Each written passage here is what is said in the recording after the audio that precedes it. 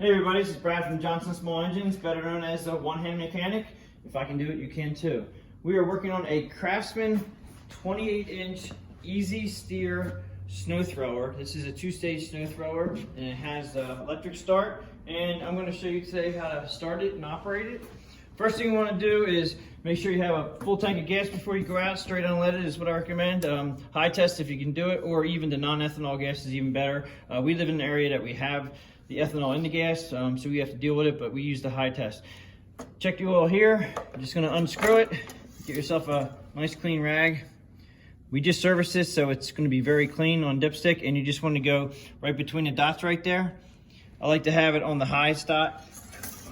Screw it in all the way, pull it out, and do this before you start your machine up. Now it's right on the high mark, which is perfect. It's a little hard to see because it's so clean. You're gonna come over to your controls down near the muffler right over here.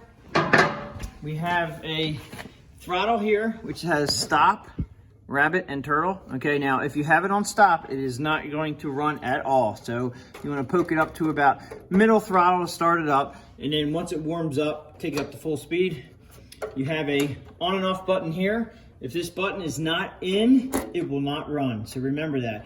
I always tell people to drill a hole through this and wrap it around your machine just in case it pops out. Haven't had too many problems with it, but you don't want to lose it. Make sure it's in all the way. Okay, so we have a primer bulb here. You can either press it once, twice. It says 3 times on there. It depends on how cold it is outside. You may need to pump it a couple more times or not. We're inside, so we're just going to pump it probably 1 or 2 times. We have a choke knob here, and it does say run and choke. Okay, so it doesn't say on though, it just says choke. So all the way down is on, all the way up is off, and that's actually on run. So when you start it, you're gonna have it all the way down, and then you're gonna fire it up and run it. Now once you get it running, if you take it all the way up to run right away, sometimes they tend to wanna surge or hunt or stop. Depending on how cold it is outside, you may need to run it a little bit on until it warms up. But when it's running correctly, it should run in the run position after the machine is warmed up. Remember that. If you're running with it on half choke while you're blowing snow and you've been out there for like 10 or 15 minutes and it's still running perfectly fine, and then you put it to run and it starts to hunt up and down and surge, well then you have a carburetor issue. So keep that in mind. You do have a pull cord rope over here. And that is for basically once the machine's warmed up, because when it's really cold, these things can be a bear to pull over. So that brings me to the electric starter on the other side here. We have an electric starter here. Okay, now this is 120 volt, 115 volt, you just regular house current. Okay, there is no battery with the machine, it's just an extension cord. Now that brings me to the extension cord. The extension cord that you use, try not to go more than 7 to 10 feet. The reason being, if you use a very long extension cord, it can drop the amperage coming through the cord, and these starters do take a lot of amperage to get them to go. So if you have a 50-foot extension cord on here and you're running it and it won't start and you're pushing this button for more than 15-20 seconds, you could have an issue with your starter burning out, and then it will not work. So just remember, be close to an outlet when you use this, and to try not to go over 10 feet with the cord. 14 gauge, 16 gauge wire would be sufficient. Do not use your very thin extension cords at home. So this is a pretty beefy extension cord. We're gonna go ahead and plug it in now and show you how to start this up. Okay, so I have it plugged in. I'm gonna have the throttle at half throttle. I wouldn't suggest all the way up to full speed, because when it's cold outside, the carburetors are very tight in tolerance and they do need to warm up. So half throttle, maybe a little bit less, a little bit more depending on how cold it is. But I usually start by half throttle. Choke all the way on. Make sure your switch is in. I want to give it 2 pulls. We're in about 40 degrees right now, so it's 1, 2.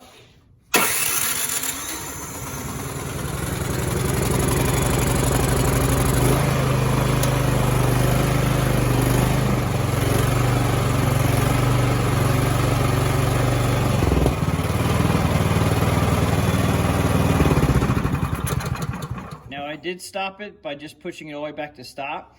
If you need to, if you want to, you can always pull this out. It'll also make it stop, but just taking it down to idle and turning it off that way is probably more likely the way to go ahead and do it. Just remember, once it starts and runs and you have it operating nice and warm, don't forget to pull your cord out, and then you're ready to operate the machine. Now, as far as coming back up to the handles here, I'm just going to show you pretty much all the controls up here from left to right. Right here is your auger, okay? It does have everything right here, but the left one is your auger control.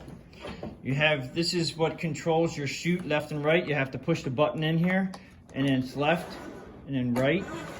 And then when you get to where you want to use the flap, the chute on top, it's just forward and back. So we got right, left, and then you let go of the button, and then it locks itself in. Okay, but you do have to push the button in to make that go, and then it's just up and down for your exhaust chute right there.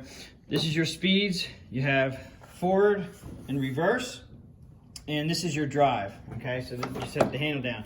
Now this is a nice feature. These have little controls on the handles that are actually, that's why they call it easy steer. Okay, this is actually locked in right now. The wheels are locked in positive traction, which means both wheels are actually running at the same time, and they're really hard to turn. This is a bigger machine. So what you do is you're going to pull up one lever, and that unlocks the wheel that you have the lever pulled up on, and that makes it very easy to steer. So when you're turning corners to turn this thing around from the end of your pass, you just push one of them in, turn it around, let go, and that gets you back into positive traction again, so both wheels are actually grabbing and pushing you forward. It's a very nice feature to have. I do like that a lot. Okay, as far as I want to show you a couple things in the front, I want to show you the shear pins. It has 4 shear pins on this machine. One here, and there's 2 over here, okay? If they ever break, because the reason why you have shear pins is if something gets caught between the augers and the back of the back of the barrel, these can shear the pin, and they're designed to shear. A lot of people will complain that the machine isn't throwing snow very well, and other than being very wet snow, the other thing it could be is shear pins, because what that does is that will eliminate this from moving. So if you want to make sure that you have all your shear pins are working before you use the machine, go out and just rock them back and forth, each one. As long as they're stiff and you can see your shear pins in there, then you should be good, and then go at it. If you start losing the performance as the snow is coming down, or as you're blowing snow and it's like abrupt, and you felt something that may have gotten stuck, then that's what I would check. You stop the machine and just go. I know it's going to be a little bit tricky when there's snow in there. Just make sure that they're all locked in. The other thing you can use to help you, and I use this on everybody's machines that goes through the door, is we put heavy-duty silicone spray, or any kind of silicone spray that you can buy in the hardware store. We spray in and around the augers. We spray in the chute up top here. And you just, before you go out there, every time you blow snow, use silicone spray, and that really helps. It's a non-stick spray. It makes the snow go in and out very quickly, and it helps clogging. So that's something to keep in mind. I hope you liked the video.